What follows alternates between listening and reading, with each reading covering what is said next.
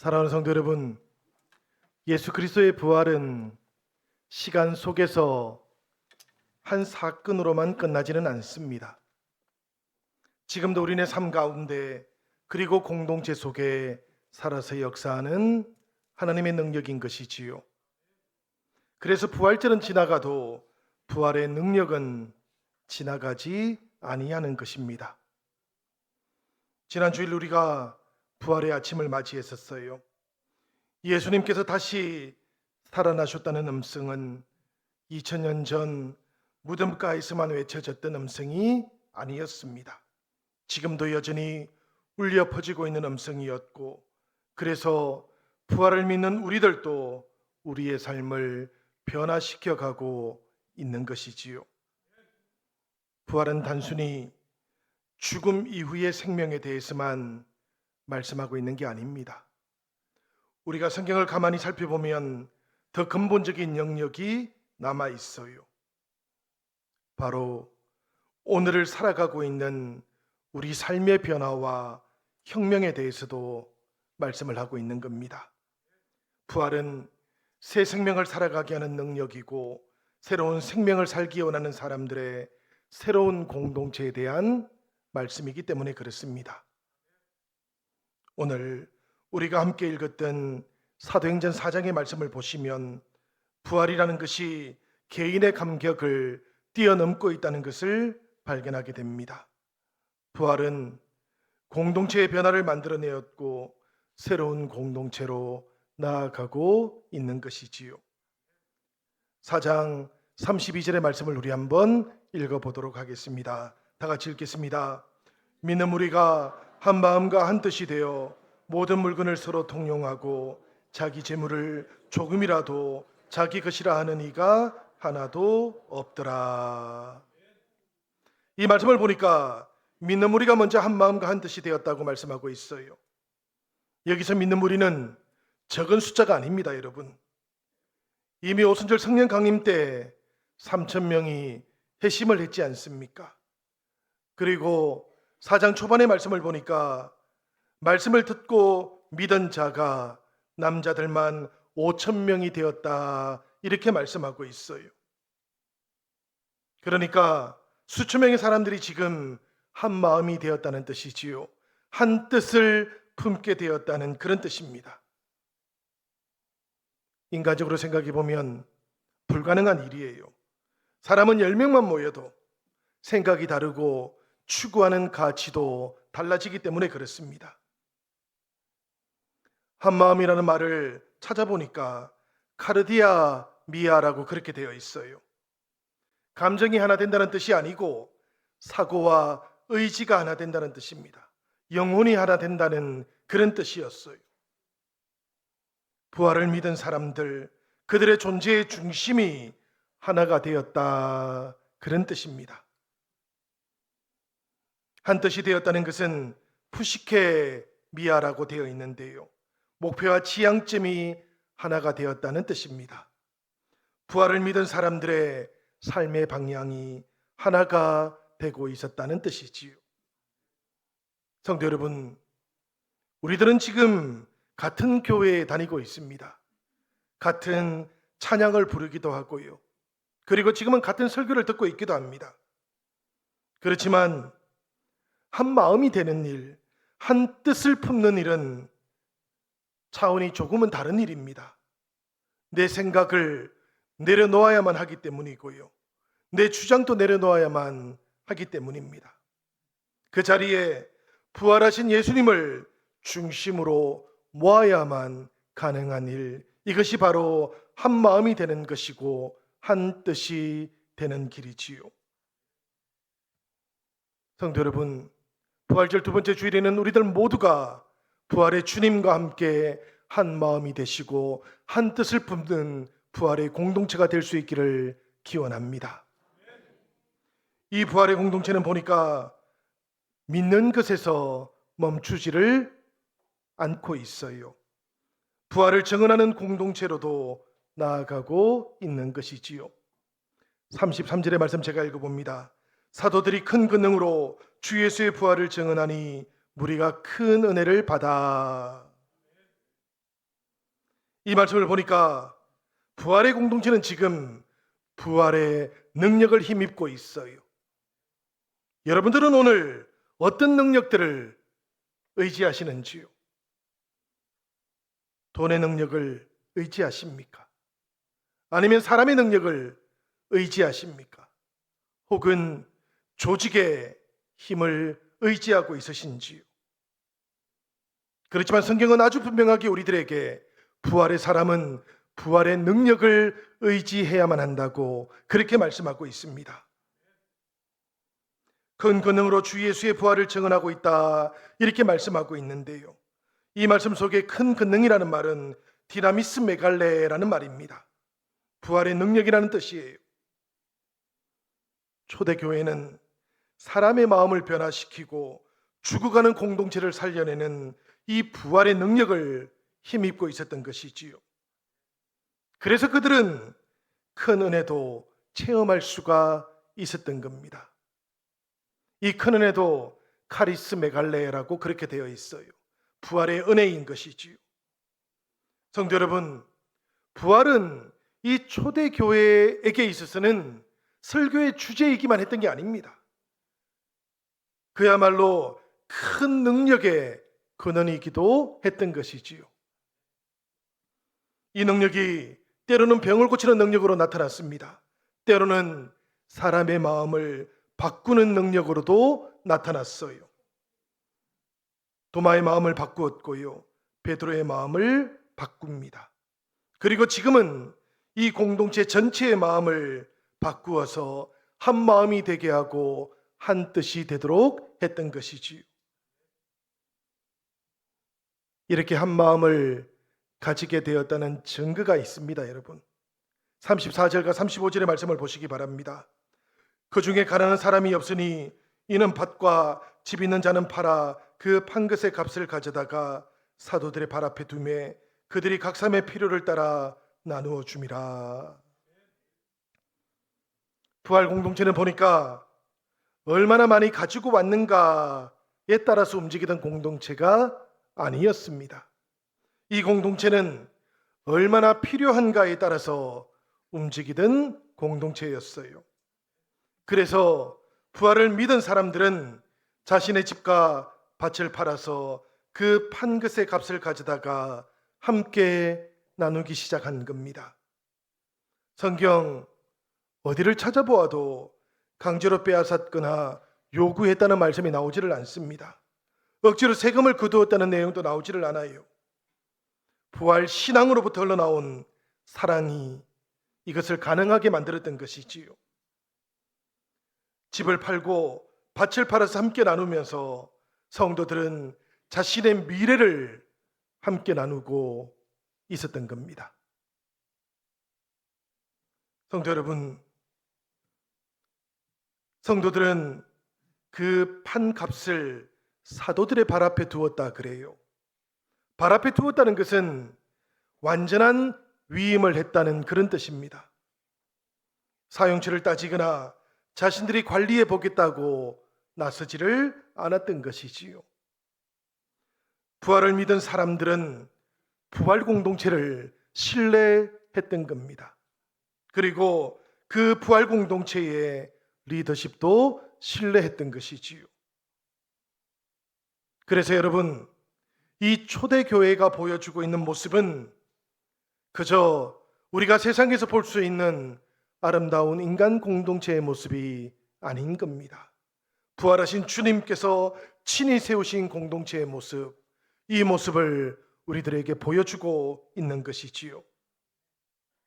사람들의 마음의 문을 열었고요, 소유를 나누게 했고, 그리고 가난한 자들을 품도록 했던 이 능력을 부활의 공동체가 가지고 있었던 것입니다. 저는 그런 생각을 해요. 사람들이 많아지면 생각이 많아지겠다. 그리고 나면 취향도 다양해지겠다는 생각을 합니다. 이게 당연한 일인데요. 그런데 초대교회를 보니까 좀 달랐어요.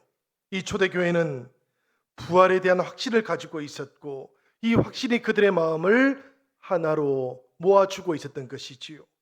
믿는 우리가 한 마음과 한 뜻이 되는 역사가 이 성령 안에서 온전하게 나타나고 있었던 겁니다. 제자들을 보니까 다양하잖아요. 어떤 사람은 어부였는데 또 어떤 사람은 보니까 세리였어요.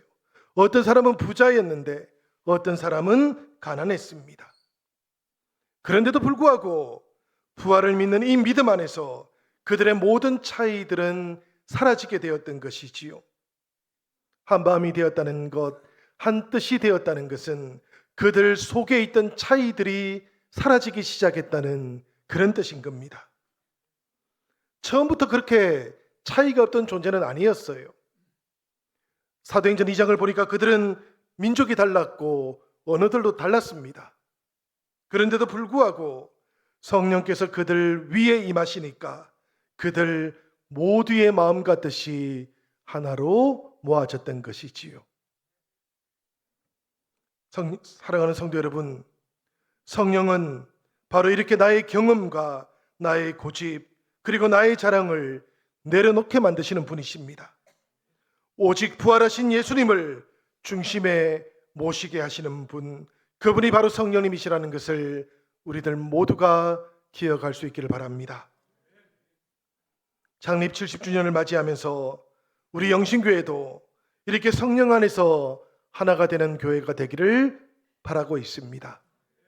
그래서 이것을 주제로 삼아가지고 전교인 수련회를 계획하고 있는 것이지요. 그리고 올 셋째 주일부터는 우리 시니어 처치와 함께 주니어 처치도 준비를 하고 있는 겁니다. 그리고 우리 주님께서 찾으시는 한 생명, 한 영혼들을 위해서 새 생명 초청잔치도 출범을 하려고 하는 것이지요.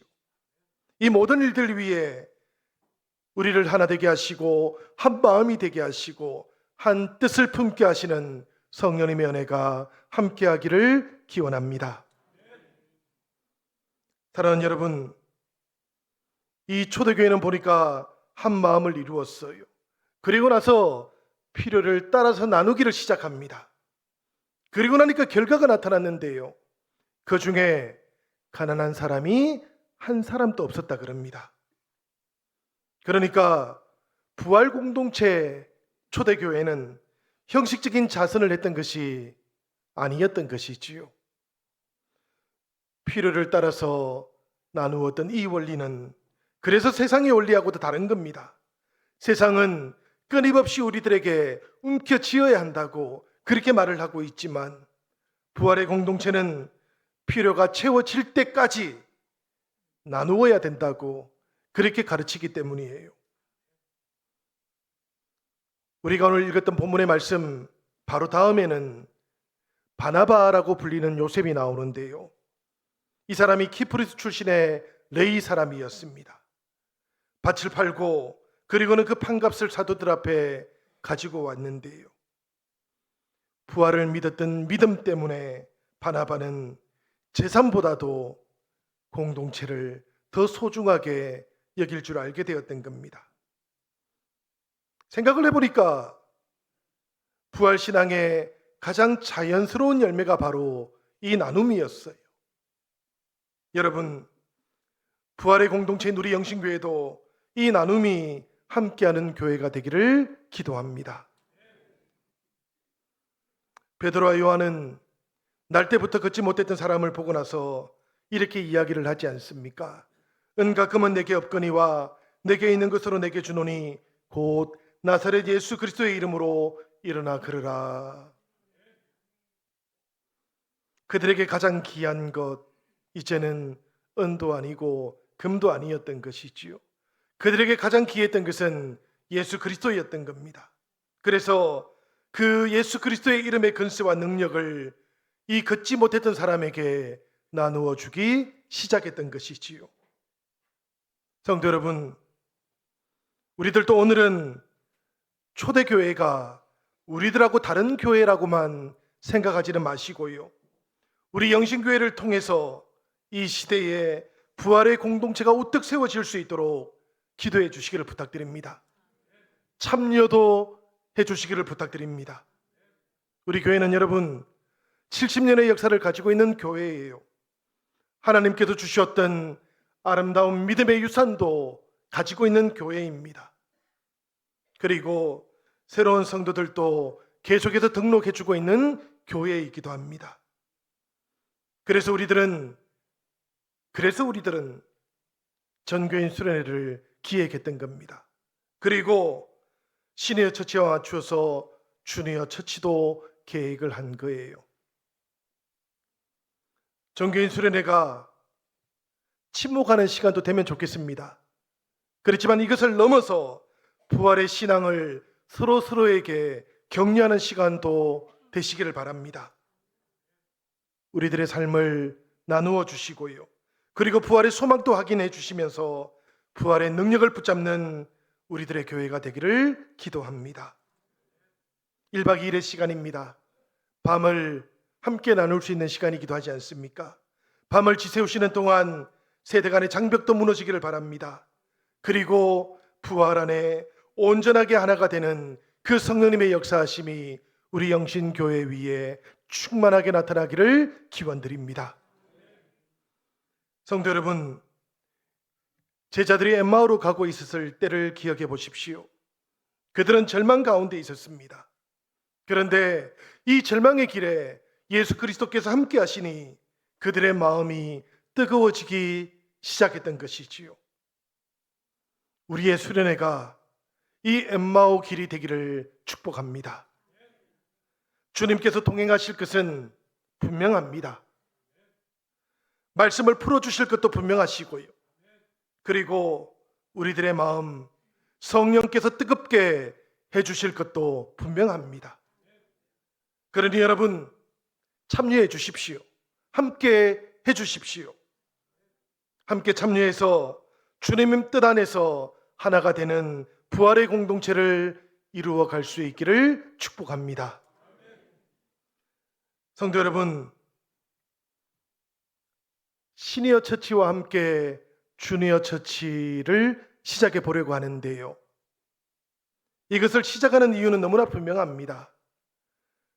부활하신 주님께서 우리의 삶의 중심이라는 것을 예배와 설교뿐만 아니라 교제를 통해서도 체험해 보기를 원하기 때문입니다. 프로그램으로 하는 일이 아닙니다. 우리들 모두가 삶으로 이 부활의 신앙을 경험하고 주님의 뒤를 따라가 보고 싶기 때문인 겁니다.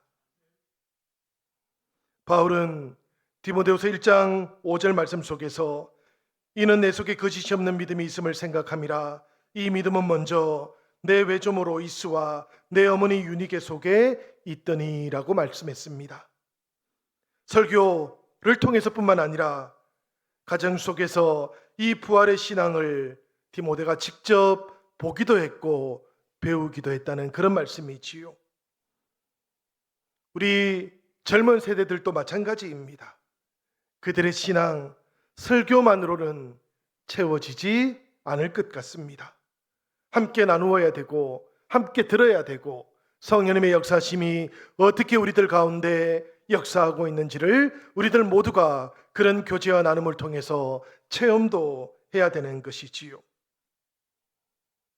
사랑하는 여러분, 우리들 모두가 다시 한번 프로그램이 아니고 부활의 신앙을 의지해 볼 수 있기를 바랍니다.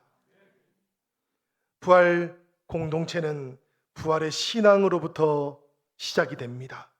이 부활의 신앙이 있어야만 열매가 맺히게 됩니다. 그리고 이 부활의 신앙이 살아있을 때 모든 세대들은 하나로 연합되어질 수 있는 것입니다. 성도 여러분, 이 초대교회가 부활의 공동체가 되기 위해서 했던 일이 있었지요. 오늘 말씀을 보니까 첫 번째는 마음을 결단했습니다. 복음서를 보시면 예수님께서 부활하신 다음에 제자들은 그때까지는 의견이 달랐어요. 그런데 부활의 주님을 만나고 나니까 제자들이 또 달라졌던 것이지요. 그들은 하나가 되었고 마침내 세계를 변화시키는 공동체가 될 수 있었던 겁니다. 우리 영신교회도 이런 교회가 되기를 기도합니다. 두 번째는 여러분, 우리가 나누어야 합니다.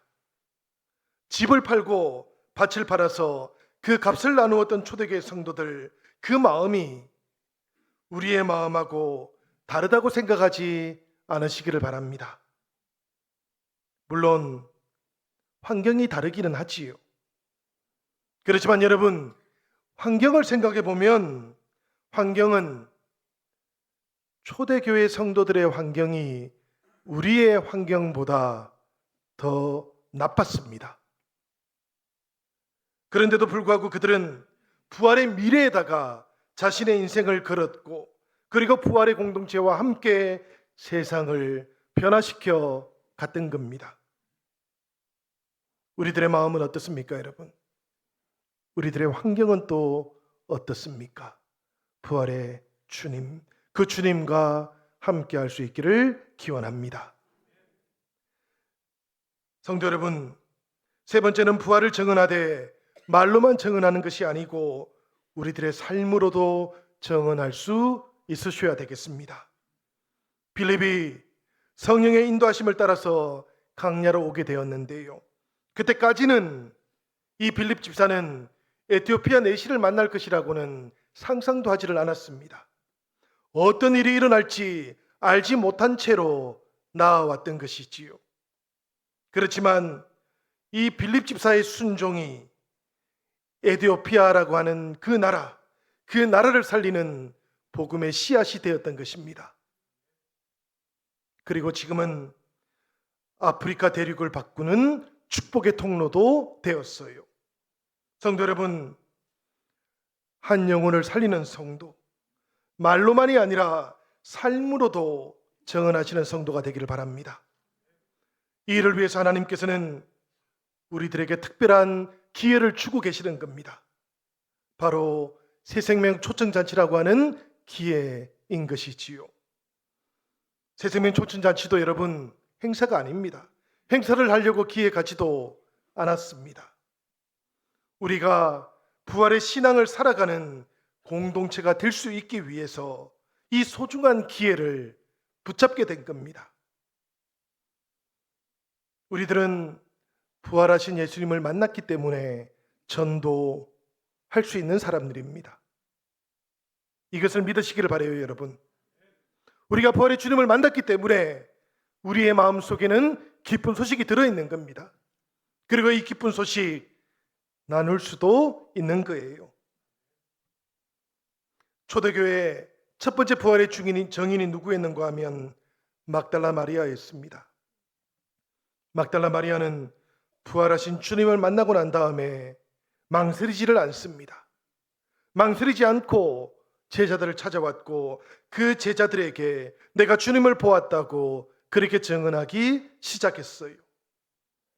성도 여러분, 우리들도 주님께서 찾으시는 한 영혼을 찾으시고 그리고 함께 기도하시고 그 영혼을 주님께로 인도하시는 주님의 부활의 백성들이 되기를 바랍니다. 새생명 초청잔치는 여러분 명단을 적는 행사가 아닙니다.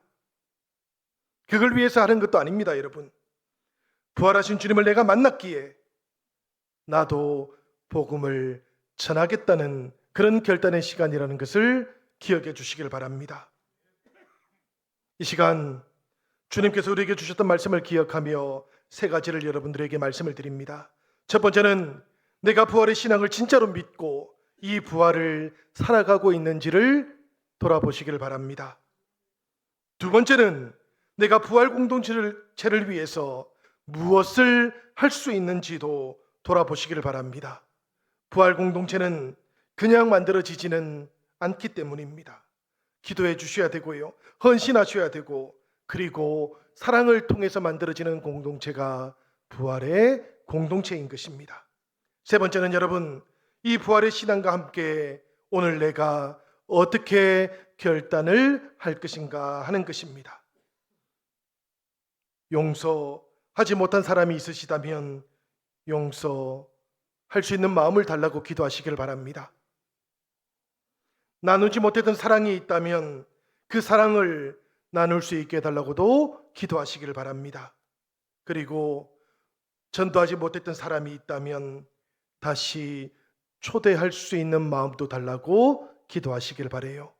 이 기도를 통해서 성령께서 우리들 가운데 임하시고 이 기도와 함께 우리들을 부활의 백성으로 삼아주시는 하나님, 그 하나님께서 우리 영신교회를 부활의 공동체로 든든하게 세워가실 것입니다.